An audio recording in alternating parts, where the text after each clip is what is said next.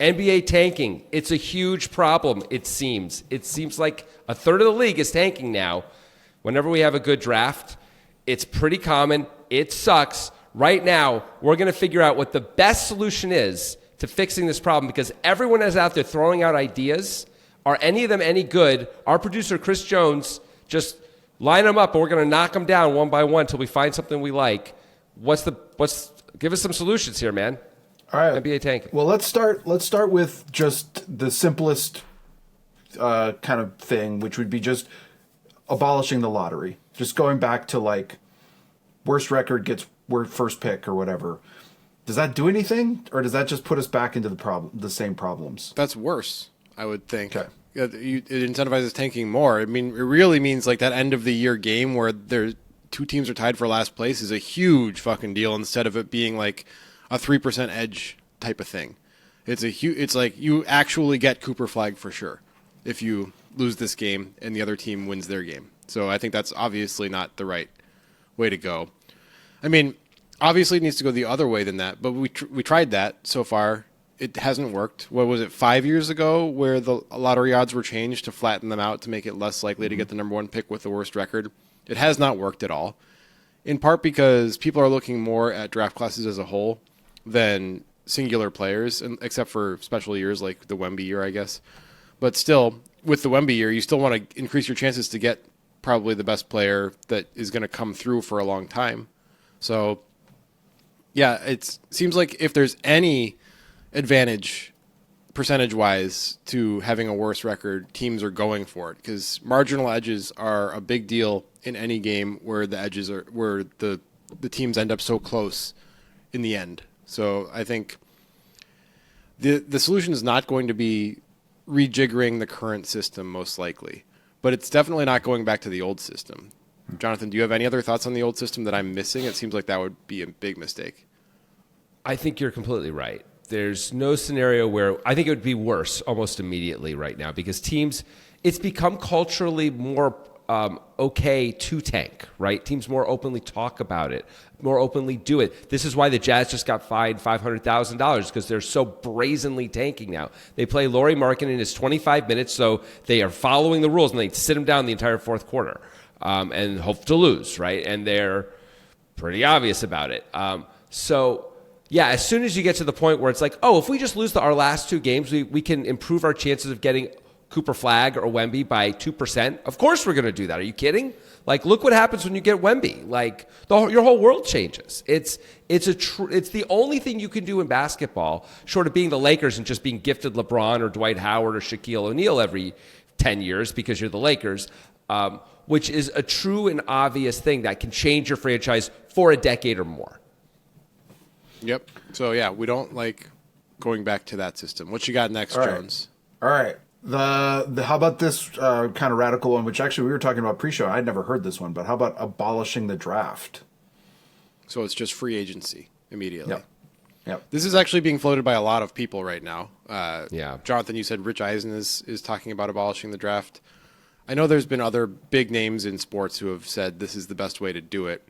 The clear advantage to this is that it does eliminate tanking, right? Like there's no reason to tank anymore if there's no incentive to have a worse record. So that's good. The problem is, of course, there is a reason for there to be the lottery and teams that are bad getting better picks. And beyond just some teams are good and some teams are not good, and the good teams might remain good and the bad teams might remain bad, it really punishes the small markets a lot, right? Like players really might be willing to go to Miami or New York, Chicago, LA, instead of almost any other team because of the exposure that they get there. Not only the cool cultural stuff that they have heard about and they want to be part of, but also they might get a much bigger chunk of endorsements from being in those places. So it can be completely mitigated, even if the San Antonio Spurs, let's say they were bad for a second, or the Charlotte Hornets had the most cap space and could offer whatever the rookie max is to Cooper Flag. Would he rather do that or go for $5 million less a year or $10 million less a year to New York and be pretty much guaranteed to make that up in endorsements and all of the cultural experiences that he gets? It seems like it would be a huge mistake to do this. don't think that anybody who is shouting from the rooftops that this is the best answer is addressing this yet. At least I haven't seen it. The big markets gain the most in this spot by a lot. There are some solutions which include this idea that are about the worse your team is, you get a little bit more cap space to sign rookies. But I don't think that really solves it either. By the way, first of all, you go back to tanking again. Yeah. As soon as that happens, right. And when Beyond is available that year, it's like, well, I guess we suck anyway. We might as well suck as much as possible to get a little more cap space. So that doesn't solve it. David Aldridge is another guy who just wrote a long article in The Athletic about the same idea, endorsing this idea. But I agree with you. We see what happens when NBA players had full free agency. They went to one of two places. They either went to teams that are clearly going to help them win a title right away, like Kevin Durant did, or they want to go to one of the 4 or 5 big cities, big markets, because A, more exposure, B, it's more fun to live there, C, often they have deals with shoe companies and things like that, which often are much bigger than their NBA deals. Where if they're in those cities, they make significantly more money. Not like it makes up for the difference. Like, it's way more than that. So I think we're just going to see New York, Miami, Chicago, LA get even more powerful, and Minnesota, Charlotte, San Antonio, et cetera, get weaker. This is going to become Major League Baseball, which nobody wants. No. Like, the fact that Oklahoma City right now is won last year, is the favorite this year. We've had 6 straight champions that were different teams. I don't know if we've ever had that before. Like, that's good for the NBA. Now, I don't know if it's good for the NBA in terms of ratings right now, like having one giant team like the Bulls or whatever maybe gets better ratings, but the long-term health of the league, I believe, like, baseball didn't do great being this thing, while the NFL has sought parity its entire life and has had the salary cap structure in such a way that, like, we get new teams all the time. And the Patriots, who were this small team for a long time, dominated for 20 years, right? Like, Green Bay was great for a really long time. Actually, it's been great for like 25 years now, 30 years. Like, you don't need the money and you don't need the big market to do it. And it's powerful and it's better. So the long-term health of these sports, I think, are greatly served by this. The other thing that we haven't even mentioned is there's no way the NBA is ever going to get rid of this draft, because it's a huge cultural and PR moment for the NBA, which everybody loves.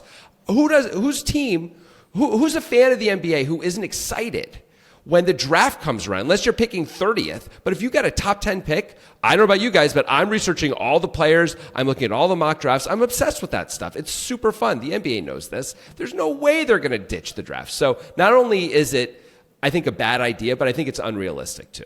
Yeah. I agree with that.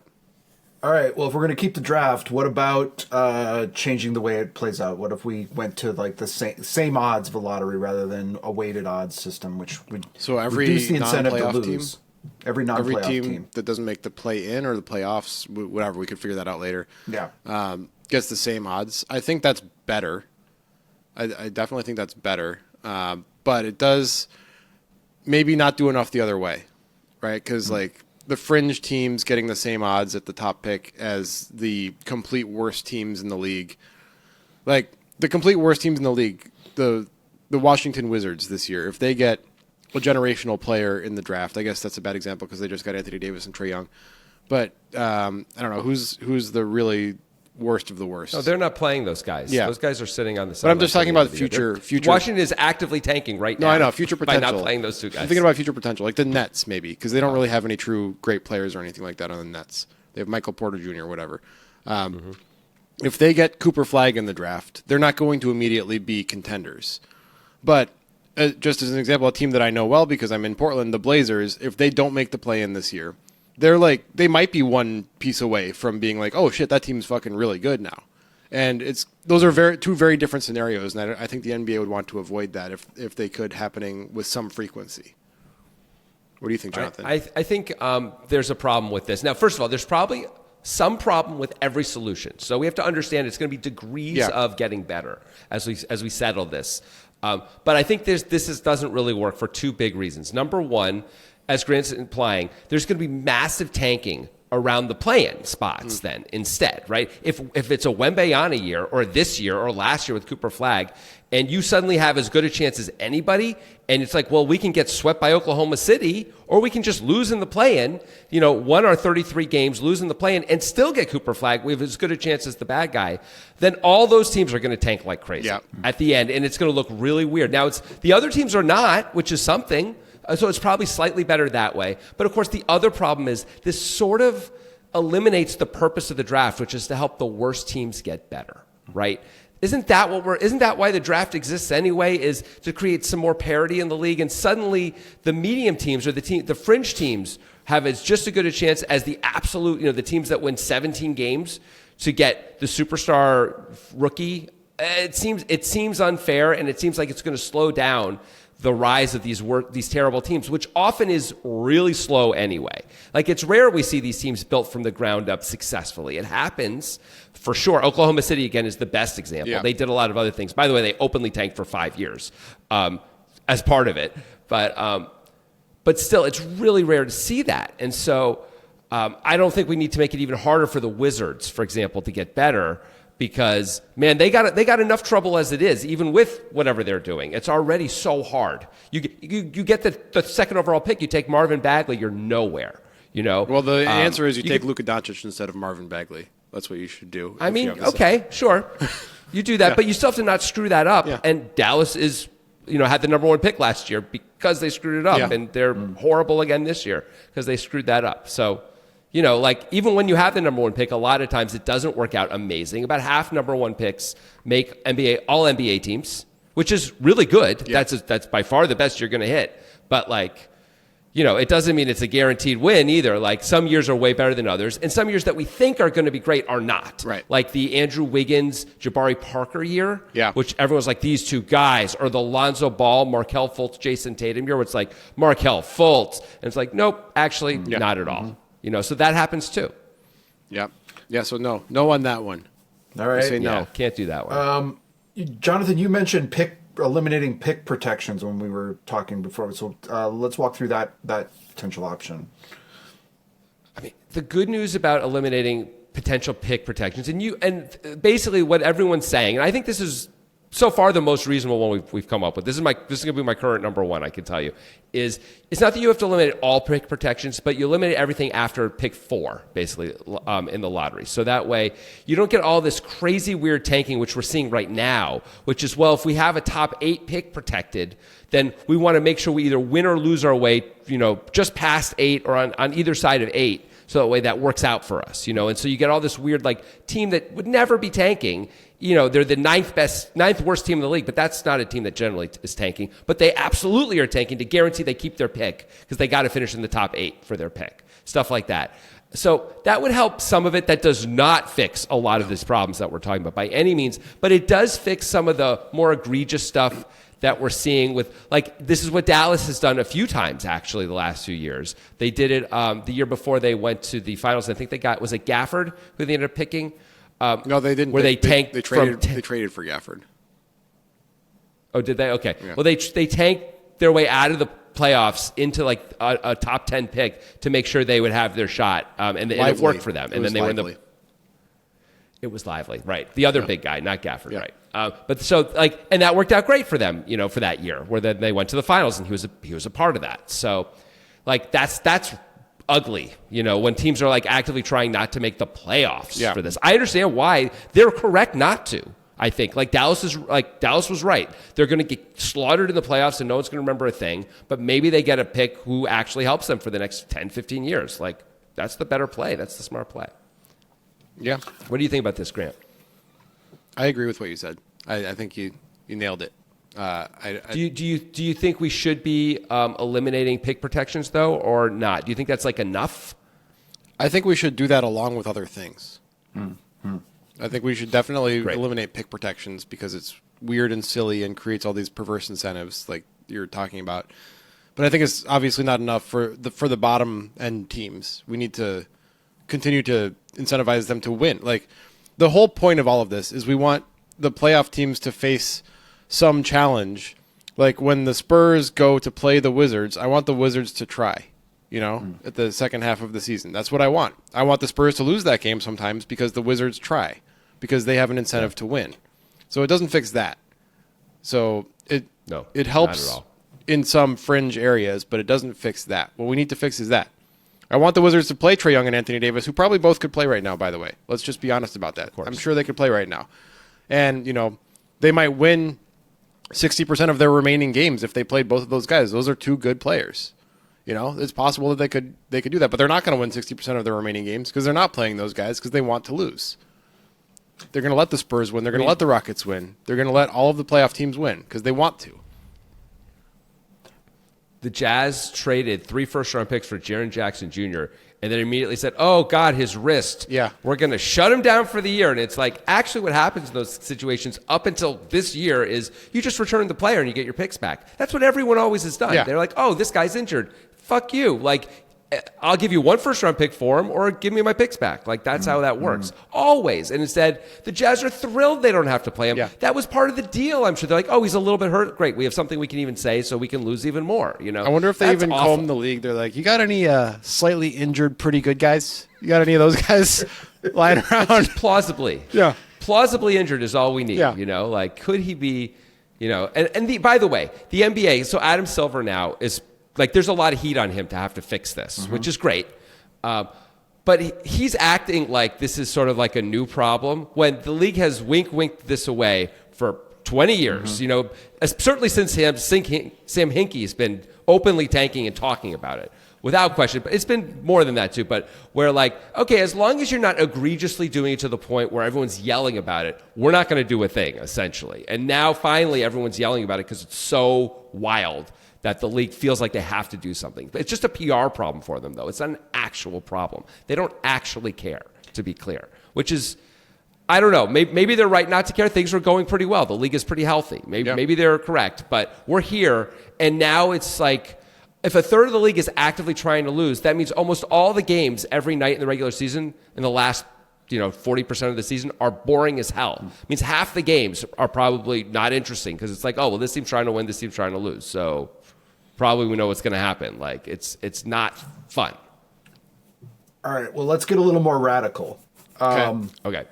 So the Premier League, the English Premier League, has basically solved this problem by relegating, that is, 3 of their teams, at the bottom 3 teams at the end of a season are actually kicked out of the league, and they promote 3 others into the Premier League. The NBA has a G League. Is there any world in which we could actually actively punish the worst teams in the league and say you're no longer an NBA team? You're a G League. I would like team it if now. that were the case, but I don't think so. I think the infrastructure and the culture surrounding these leagues is very different. There's like 4 or 5 professional levels that you can go in soccer. You can get relegated further, right? You can just keep going down or keep going up depending on where you are in the pyramid of things, with the Premier League being at the top.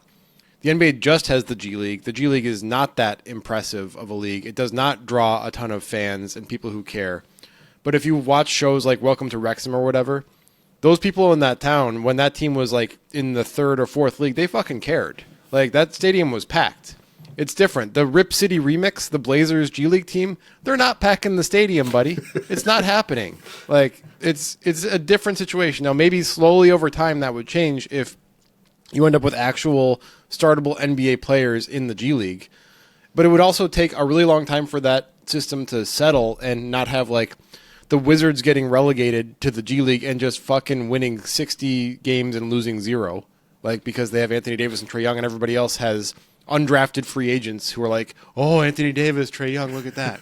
Like, it would take a really long time for that soup to cook, I think. And it would, if you could create, and you need more leagues than just the G League, I think. You need it like soccer has, where there's ups and downs both ways. And we don't have the culture for it either, where there are these towns, like, Portland is considered a small NBA market. It's a metro area of 2.3 million. What's the metro area of Wrexham? Like that, like, it's a different situation where you can have these tiny towns throughout Europe that pack the stadium, and you don't have that in the US. Like, our smallest markets are like Charlotte Like, come on, we're not there. We can't do it. It's not feasible for lots of reasons. Not only would the Wizards go 60-0, but anytime a player in the G League is even fringe level good enough to play in the NBA, they get called up to the NBA. Yeah. Like, the teams want those players. They're not going to keep them down there to compete against the Wizards, right? So there's never going to be competition for whichever team gets relegated. Now, maybe none of that matters, but the G League wasn't designed to be a competitive league. It was designed just for a place for players to play in a developmental league. It was originally the D League, right? Because it was the developmental league. Also, there's no scenario, at least until the structure of all this stuff changes dramatically, where an NBA owner is going to pay billions of dollars for a team with the chance of it going and being in the frickin' G League for any amount of time, right? Like, that's never happening, period. Like, that's just, so that would drive the price and value of all these NBA franchises back down. Like, talk about unrealistic. This is the most unrealistic option we've had so far, pie in the sky. I think. I like it as an idea, but we'd like, have to change the entire structure of everything that's happening. Like, it would work. Yeah. I mean, it would 100% work. It would be great. You keep the draft just like it is, except the bottom three teams now get shut out completely. So the fight to not be in that group would be intense, and then it'd be actually interesting. You might get a little bit like some light tanking around 4 and 5 if you were safe enough from 1, 2, and 3. But whatever, that would be very minor and not a big deal. Like the way it is in the NFL right now, where it's like, okay, the Raiders didn't play their quarterback the last week of the season to make sure they, get the number 1 pick. Fair enough, but it's barely happening in the NFL. But yeah, it's but there's no way it's going to happen. So we just have to move on to something that at least has a chance, at least is somewhat possible. Because, man, but it would be incredible to watch. Because then those teams, the bottom three teams, would be must-watch TV also. Like, their fans would be totally into it. Like, praying they win a game would be such a big deal to them instead of right now where they're actively rooting for them to lose every night. I have one, just because we're talking about something that's never going to happen, I have another potential solution that is definitely never going to happen, which would be good for multiple reasons. But one byproduct would be that I think it would at least help with this problem is reducing the regular season amount of games, significantly, to 38 or something like that.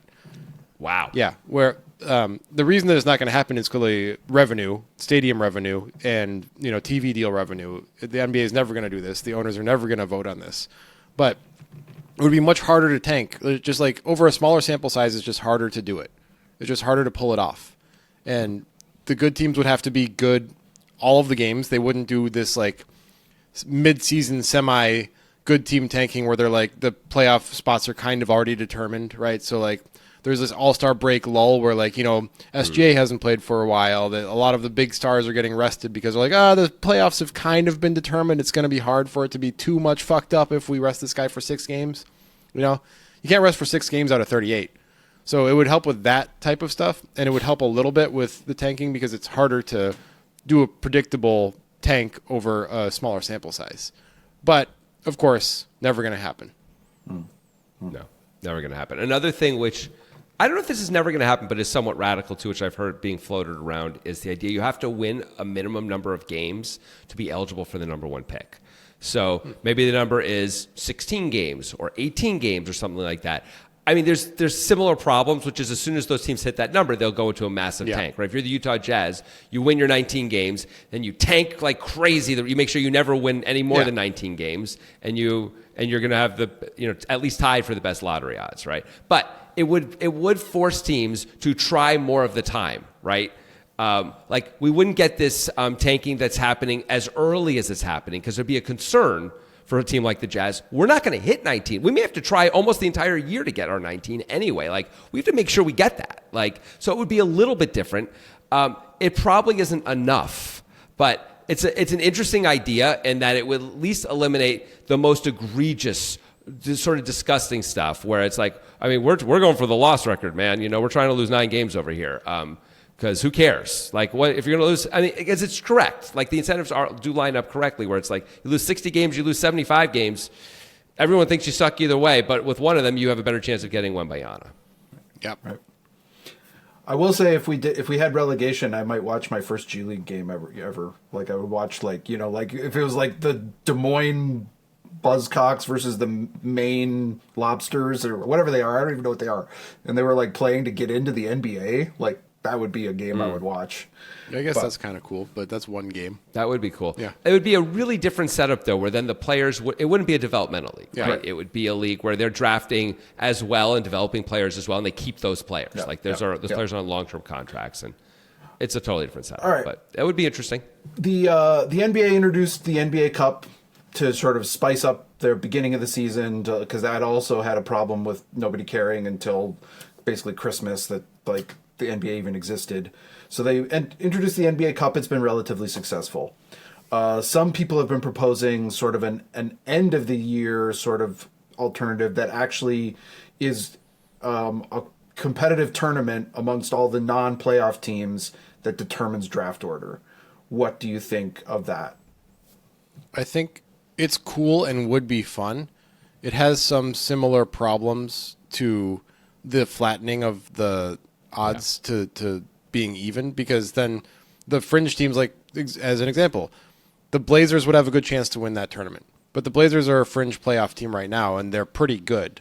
If you give them this, like, this is even worse because they get the number one pick a lot then, versus they get it 1 out of 14 times or whatever if the odds are completely flat. But now the Blazers get it like 1 out of 8 times maybe, or something like that. And that's just that's probably not good. It would be entertaining within the season, and it would incentivize the bad teams to be good. I do like that. But it would really screw over the bad teams way more than before in a problematic Every way. year. Yeah. It would screw them over every year Yeah. now, basically. So, yeah. And I mean, it would give you incentive, I guess, not to be one of the worst teams, but the teams already don't want to be one of the worst teams. Like that, it just is now that we are bad, what are we going to do about it? And the answer is continue to be bad or even worse. That's the best solution. Pray here. that we beat the significantly better team in this playoff thing and maybe get the number one pick. But like, how are you going to? If you're the Wizard, let's say the Wizards without Anthony Davis and Trae Young, if you're that team, how are you going to beat 3 teams in a row that like some of them are fringe playoff teams? You're just not going to do it most of the time. Right. So it's probably not and gonna again, work. you get to this point where it's the last day of the season. The Miami Heat are on the verge of the play-in or not, and they're like, well, we could just lose this game, not make the play-in, or we could get into the play-in but not make the playoffs. And then, we're clearly the best team in this tournament. We'll just get the number one pick. This is awesome. And the players, this is something we've said already, but the players are always trying to win and trying to do well because they're going on film.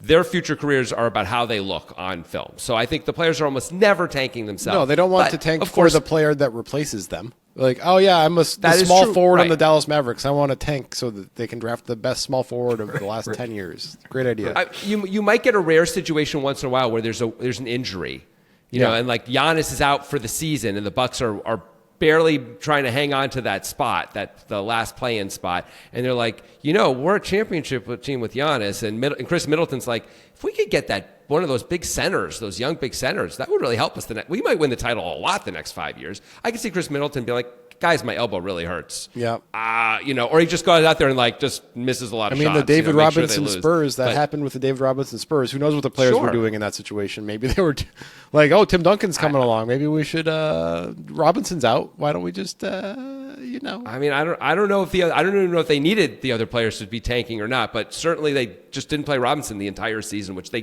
clearly could have, right? It's just so, but the problem with, I actually do think I have a solution, by the way, to tanking, which we have not gotten to yet. Yeah. An actual solution. But the problem with every solution that is at least somewhat feasible, like relegation, not feasible, right? And there is no draft. Just like money is, I don't think actually feasible, and I wouldn't want to do anyway. But every other solution essentially leads to some form of tanking somewhere, right? That whatever the thing is, which is going to help you get slightly better odds, people are going to tank to, if there's a way to do that, right? So I think we're going to keep bumping up against this, which is what we've been seeing so far, right? Whatever it is, the worst teams won't tank. The middle teams will tank now. Is that better? Mm-hmm. That's not better. No. Maybe that's worse even. We expect the worst teams to be bad anyway. The middle teams tanking is ugly, So, So I know we have more possibilities. Maybe we'll find something along the way, but Then I will present you the solution. Yeah. wow. I fixed it. I've from on got high. 2 more for you, and then maybe we'll get to your ideas. Let's talk about money. I think revenue and money is a driver, certainly for owners, certainly for coaches, certainly for players. Something I've heard proposed is maybe you start in March 1st, or maybe after the All-Star break, and there's an increasing bonus for both teams, coaches, and players for wins, like an actual financial incentive where the part of the revenue share of the league is distributed towards end of the season wins, so that there's like an increasing financial incentive for teams to win at the end of the season. I mean, that doesn't hurt. It still is like punishment for the bad teams because, that's just a lot of extra money for the Thunder, really, is what that is. It's a lot of like extra money for the really good teams. So it feels a little bit unfair almost, but I think that it does help a little bit with the problem at hand. You could change it slightly. You could tweak it to like teams under 5. If you're under 500 and it's the last month of the season or 2 months of the season, you get more money if you win the game, something like that. So the good teams are trying to win anyway. Everyone knows that. But if you're under 500, that's where you're much more likely to be tanking because positioning is going to matter. And so then there's incentives to not do that, maybe. Yeah. So that way it doesn't just give money to the Spurs and the Thunder. Mm-hmm. Yeah. That's interesting. I don't know. I mean, it would have to be a lot of money because the players almost all aren't. It's not going to be enough money that's going to move the needle for the players who are already trying to win anyway. So now we're down to management and the teams. These are billion-dollar franchises. How much money are you going to give them where it's worth more than your shot at Wembanyama or a Cooper Flag? Yeah, guys I think that makes it your Jason unrealistic. Tatum I think we got to put it in the type guy, unrealistic bucket because of the amount of money that it would be required to move the needle. There probably is an amount. And I guess it's not that the money wouldn't exist. They just have to pull it from somewhere else. But then that probably has to come ultimately from like the players' salaries, which the players are never going to agree to, of course. I mean, I don't know if they're going to agree to anything, really, that's going to be anything radical anyway. Or not just the players, the teams. It's probably all going to stay pretty calm and chill. It's going to be slight, trimmings around the edges of what we're doing right now, which is what we've seen ever since the very beginning of the lottery, way back in 1980, I'm going to say 5 with Patrick Ewing, whatever year it was, where we had a draft lottery for the first time. And we've just had one ever since with slight tweaks. And we're finally, and it's improved, but still, we still have similar problems. It's a cool idea, though. Yeah. All right, the last one is one we shared prior to the show. It's called the COLA one, the Carryover Lottery Allocation System. It's fairly complicated, but it is sort of interesting. So I'll just kind of try to summarize it pretty quickly. Everyone who misses the playoffs gets a sort of a same amount of tickets. And those once you're eliminated, losing extra games gets you nothing. Those tickets roll over season to season. So the longer you are bad, so like if you have this 1 year where Giannis is hurt, you're not going to have as sort of, and you lose a lot of games, you're not going to be as much as like the Wizards has just been bad for a decade. When you are when you win or get into the playoffs, it resets your tickets. So you kind of go back to zero. So it's like the moment you get kind of good, you're sort of like not in this pool anymore. And basically, this system ultimately rewards teams that are bad for a long time or unlucky in the past lotteries. So what do you think of this as you read over it? I liked it better than anything else that we've discussed so far. I think it's pretty elegant. I think there might need to be some tweaking versus it being just like a flat number of tickets for each team that gets out of the playoffs, and for all of the playoff teams to get 0 tickets. I don't know. Maybe it's okay. I'd have to think about that a little bit more. But I think it's good in that you have the first year is going to be like Patrick Ewing's year, right, where it's just flat. But then over time, there will be an accumulation of the bad teams getting more and more tickets and getting more likely to get the number 1 pick over time. And so that's cool. And I think, so I think this is better than any other thing that's been proposed. I like it quite a bit. I think it would Let's try to think if it would fix tanking entirely. It probably wouldn't fix it entirely. There would be like playoff fringe tanking, right? Where players Exactly. like the Blazers would try to not get in the playoffs this year, as an example, because it would be better to acquire some more tickets in case they also don't make the playoffs next year.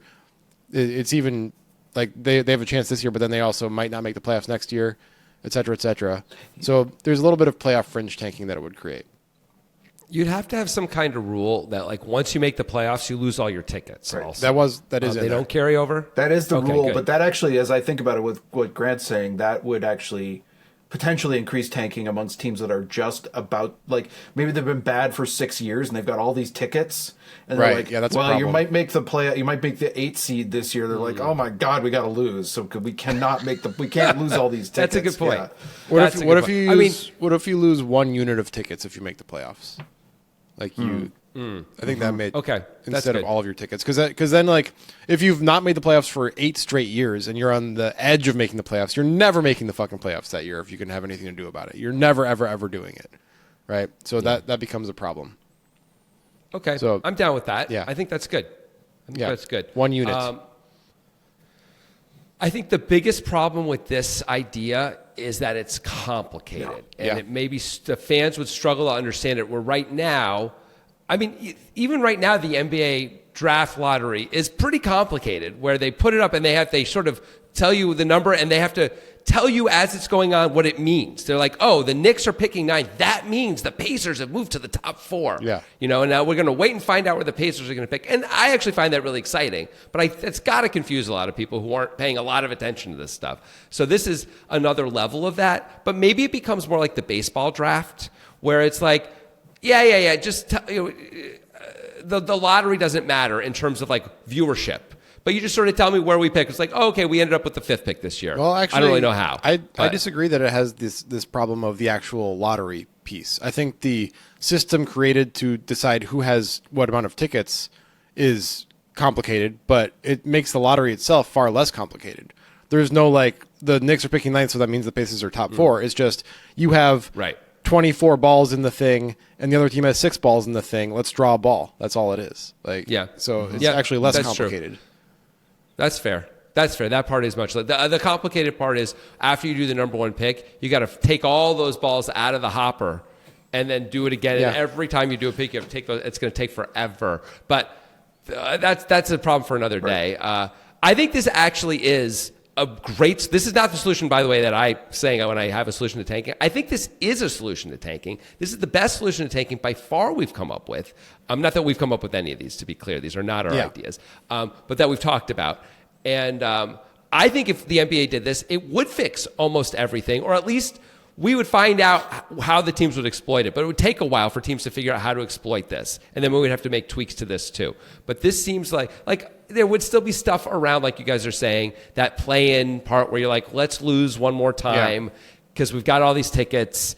And holy moly, this is incredible because this is a great year, or next year could be a great year also. So, and we're fringy, so let's stay on the outside of the fringes. But that's minor compared to the kind of stuff we're dealing with right now, and that mostly wouldn't happen because there's revenue to making the playoffs. The players really want to make the playoffs. The fans really want them to make the playoffs. So, like the play-in has been good for this, right? The play-in has made those teams that are tanking. Really want to make the play-in and really want to make the playoffs, even though they mostly just get, escorted back out. Although actually not always. Now that I think about it, Miami Heat. The Miami Heat and the LA Lakers were both 8 seeds and both made it to the conference finals the same year. Even what was that 3 years ago now, 2.5 years ago? So it's possible. Those were sort of special scenarios, but whatever. Those things are going to happen. You can keep hope alive and believe this could happen. So I think this is a great solution.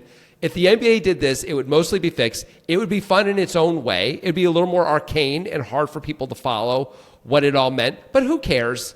It's not so complicated that it'd be the end of the world. Then people just get over it and be like, oh, okay, it's fair, right?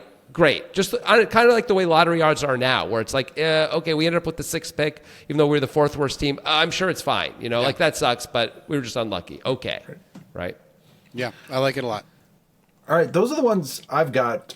Jonathan, it sounds like you have one, but before we go there, Grant, do you have any that we didn't talk about that we should Well, there was jump the in one with. that was discussed, and stop me, Jonathan, if this is yours, but the thing that Zach Lowe proposed, is that what you are talking about? It's not, but go ahead. But say that one. So he proposed, or at least he reiterated somebody else's proposal.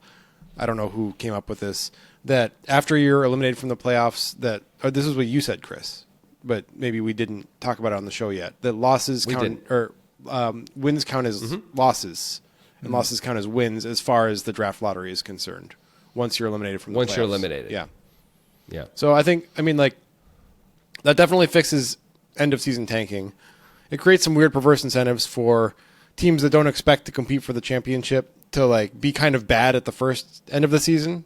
Just tank the first half of the season and then be like, oh, Anthony Davis is all better all of a sudden now that my wins count as losses. Look at this. I have a top 18 player in the league all of a sudden now that my wins count as losses. So I think there's problems with that. I mean, that's the biggest problem. Yeah. You call that out perfectly. It's not that dissimilar ultimately to the you got to win 19 games thing, where it's like, okay, we have a target, we're going to hit that target, and then we're going to do whatever is most advantageous to us afterward, completely forgetting about the target now that we've hit it, right? And so, yeah, you would have, I think, good teams strategically sometimes in a Wembanyama year say, fuck it. Let's just keep Jason Tatum out, and Jaylen Brown too. By the way, we're just going to keep them out until we're eliminated from the playoffs. Now they're back. It's because now they're healthy, and of course they're back, and now we're good. Because guess what? We're a good team when those guys are playing, and we just dominate, and we get easily the best odds to get Wembanyama. And now we're set up with those three guys for the next decade to dominate the league. That feels not what. So we I want, think I don't right? like it because of that. I like the idea behind it, but I think it's easily debunked. It's a cool idea because it sort of implies that everyone's always trying to win, basically, right? Which is cool, but it's still going to be weird and bad. Yeah. And that leads to, oh, by the way, there's another idea which we haven't talked about, which is a little bit like the cola idea, which is your lottery odds aren't based just on this year, but the last 3 years of record.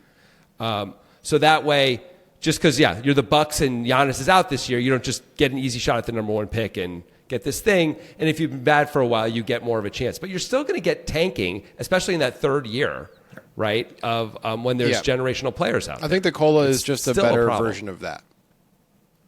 I agree. Okay, so here's my solution. Although cola might be the best solution, might be better than what I'm going to say too. My solution is this. You can't actually have one solution to this because whatever the solution is, teams will figure out how to beat it and tank around the margins. And that's what we've been seeing over and over and over again. These guys are smart. They pay very smart dudes a lot of money to figure out how to beat this. Daryl Morey basically has his whole career based on these ideas, right? That's how he became a guy.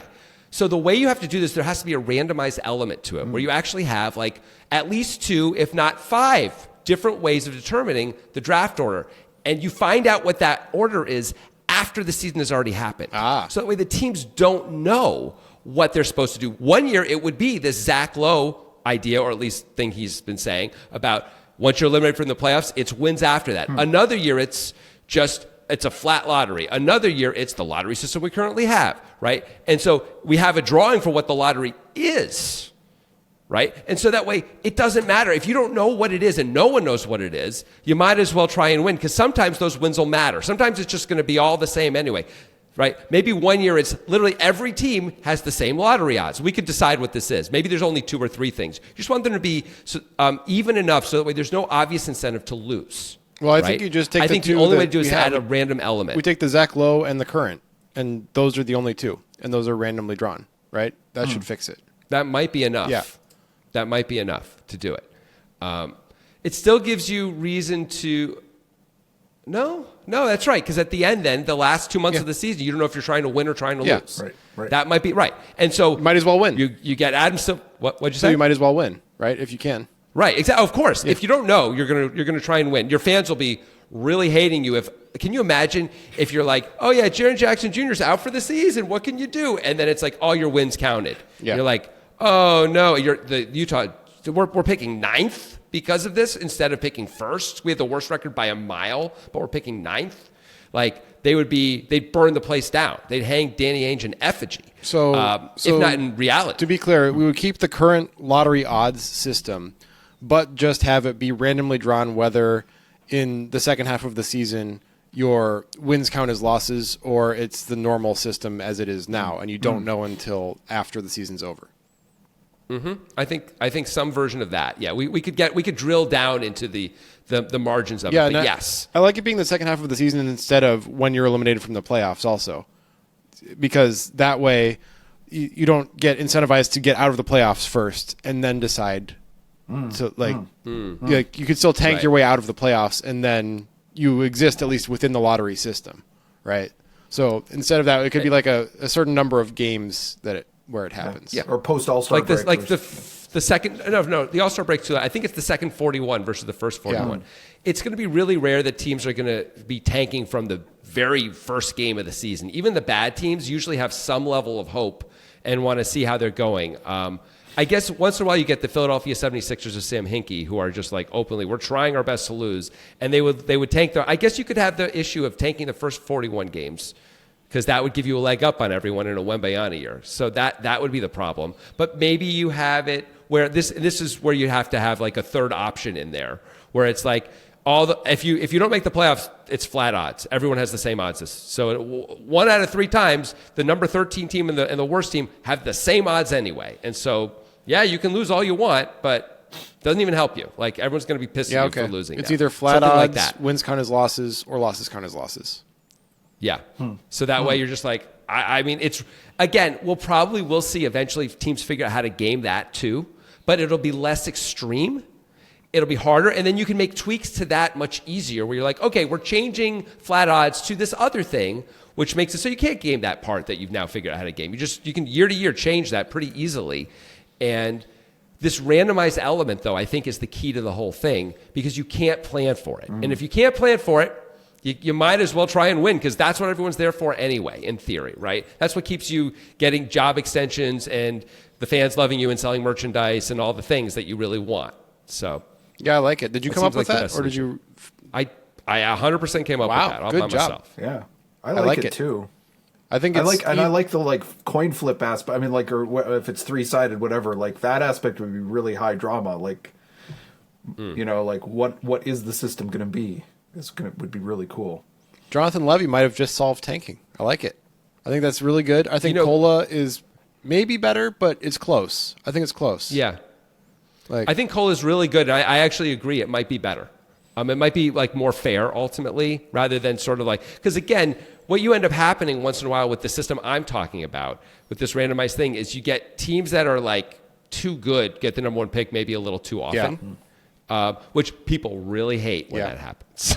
really, really hate it. Yeah, that's a good point because the Cola system, like sometimes that'll happen, but it'll be like, oh wow, amazing! A team that only had 1 unit got the number 1 pick. That's just right. And of course, I mean people would claim it was rigged, but whatever. They're always going to claim it's rigged. Yeah, I mean, you're going to get this with the Cola system too, for sure. You're going to get the. So maybe it's the same. You're just sometimes you're going to have the 12th best teams are going to get the generational player, and it's going to be like, ooh, that's weird. But we've done that for 30 years, and it's fine. Yeah. It's not an actual problem as long as you don't believe the NBA is rigged. I don't believe these things are rigged. No, I don't either. I don't think they need to rig it. Like. I don't think Cooper Flagg was a thank you to Dallas for trading Luka Doncic. When by the way, Dallas at the time of the trade was likely to make the playoffs. It's like that. So, I mean, not just likely to make the playoffs; they were in the finals the year before. Yeah, no, I know, but I'm just saying, in that year, they had a record that incentivized them to make the playoffs, and they were trading for a player that they thought would help them make the playoffs. Right. So yeah, and to be clear, if you were Dallas, it isn't like you'd be like, oh sure, we'll trade Luka Doncic and get back Cooper Flagg. That's a great deal for us. Yeah. It's like that's a terrible deal. Luka Doncic was a top 5 player in the world, and Cooper Flagg was a good prospect, a really, really good prospect, which those guys fail a lot. He isn't failing. He's working out great, but no one knew that was really going to be the case. He wasn't a no doubt about it guy. There's almost like Shaq was a no doubt about it guy, but there's like 5 of those guys, like ever. Where they're coming in and they're going to be great. And and there's lots of guys even who we say we know they're going to be great, and they're not. Yeah. So maybe there's 0 of those guys.